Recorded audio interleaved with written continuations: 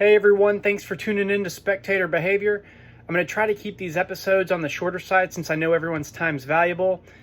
The first episode might be a little bit on the longer side since the game's involved over a 5-day span. Now, I will tell you about each of the 14 weeks, the regular season that I went to, details that are unique and an interesting perspective that someone who goes to a lot of games on a cheap budget can tell you about. Unlike lots of people who get paid tons of money to cover these sporting events, I give it to you more like how a spectator and a fan is going to see it. Now, I can promise you some of these will probably be entertaining. I will try to bring some value, though, and insights that I've obtained through this vigorous travel schedule. I went to 2 games in a day for 5 of the 14 weeks, and 3 of those 5 double game days that I went to, I had to go into another state to get to. So I've seen some really cool things and I've seen some really weird things. So I'm going to get it started. Now, prior going to the Clemson game, I was very sick. I had mucus in my chest, bad cough, and a bad fever. I was sweating through my clothes and sheets at night. It was a nasty virus that I had. Now, I had already booked this trip months in advance. Now, that's not something that I always do, but I did this for this trip. And I have season tickets to Vanderbilt football games, and that game ended up being the Georgia-Vanderbilt game that Saturday night that I was supposed to be gone. So I sold my ticket for $230 and made my money back on the Vanderbilt season ticket. So Thursday I was feeling good, drove 6 hours, stopped at a gas station to get some cough drops, and I was ready to roll.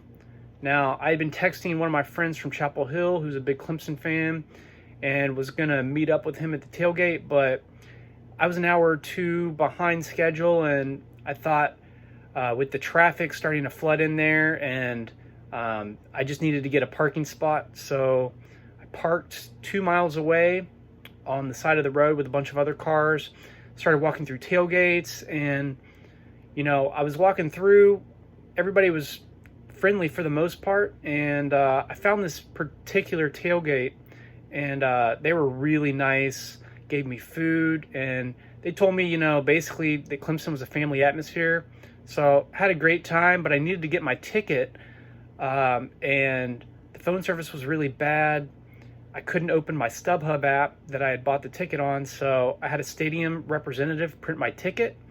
Got into the game, saw the intro of them running down the hill. That was really cool. I sat beside a really nice couple who lived very close by. They were season ticket holders, and they made the game experience great. Clemson ended up winning, and they stormed the field after every game, regardless if they're supposed to win or not. So I collected a few extra cups and ticket stubs, and I was back on my 2-mile journey back to the car. Stopped for gas 20 minutes outside of Clemson on my way to Atlanta. The gas pump next to me was a Georgia Tech player's dad. He was an offensive lineman, really nice guy, wished him luck. Ate an Arby's chicken sandwich combo, brushed my teeth, went to the bathroom, worked on my Clemson video, and then drove another hour and a half to Atlanta. So got to Atlanta around 4 a.m., had no plan whatsoever, was exhausted, went to 2 or 3 random places, but ended up sleeping in this parking lot at the Hampton Inn right near SunTrust Park in Atlanta. That was an experience. So got about 2 hours of sleep, ate in my car after I woke up, went into the hotel lobby, brushed my teeth, went to the bathroom, and then I got some dirty looks from the hotel lobby managers. So anyway, I drove back over to where I was supposed to stay that night, but couldn't check in until 3. So I ate some Chipotle, worked on my video stuff, and ended up waiting in the lobby after that. I was just wasting time and overheard some people talking about getting their car broken into last night, and I started getting very nervous. Anyway, I was exhausted. The guy finally checked me in an hour early, around 2, so I took a 2-hour nap, and I kid you not, I woke up to hives on my body and on my face. I started freaking out.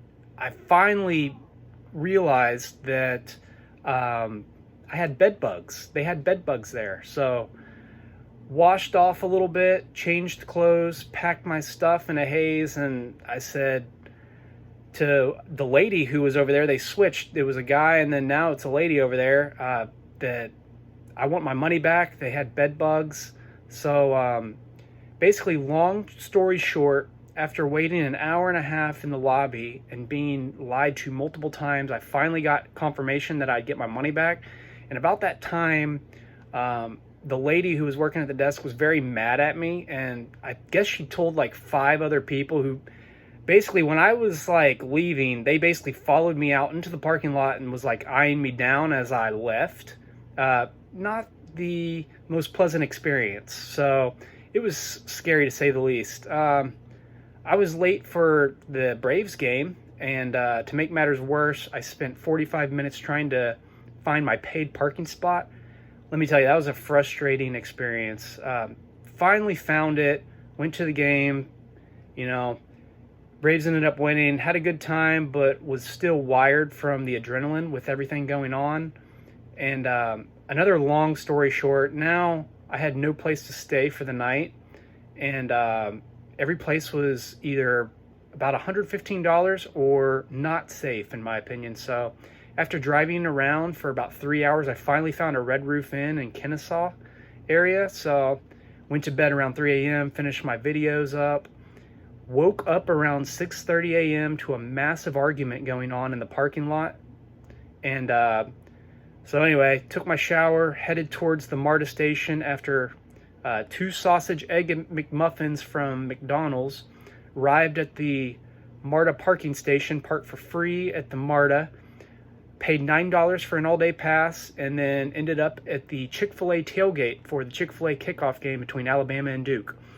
Got in line for the game. It was a massive line to get in Mercedes-Benz Stadium. Valuable tip for you: if you go to a game there in Atlanta, make sure you get there early in line because it's terribly slow moving. So went to the game. Bama played terrible the first half. They let Duke defensive linemen push them around, basically. They had some suspensions that game, but I was not pleased with their first half performance. But they got it together second half and ended up winning by a fairly good margin. So got onto the MARTA and realized it was Dragon Con weekend. So Dragon Con's basically a 5-day convention where people dress up as their favorite character from a movie or TV, comic book, basically multi-genre convention. There were some crazy characters, and for a YouTube video, I asked everyone who they thought was going to win the college football playoffs. 3/4 of them had no clue what I was talking about, so it was entertaining to say the least. But at that point, it was 9 p.m., took the MARTA back. It took me a little bit longer to get home than I had anticipated, so got back around 2:30 a.m., rested at my apartment in Nashville that Sunday.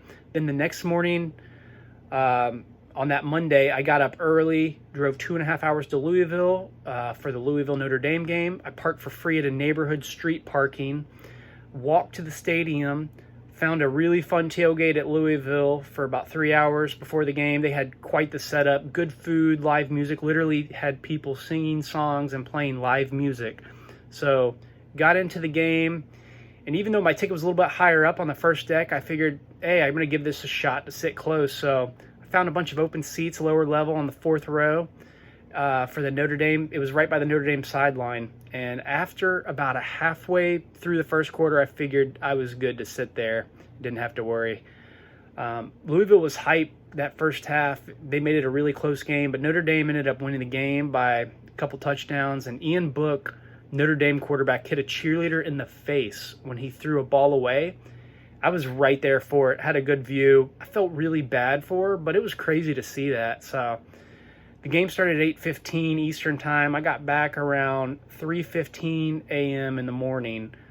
Yeah, 3 college football games and an MLB game for Labor Day weekend after getting sick beforehand and then getting bed bugs on the way. One heck of a way to kick off my 14-week stretch of going to games. So it was wild, but definitely memorable. So hope y'all enjoyed the first week of my 14-week series, and hope y'all tune in again for week 2. See y'all later.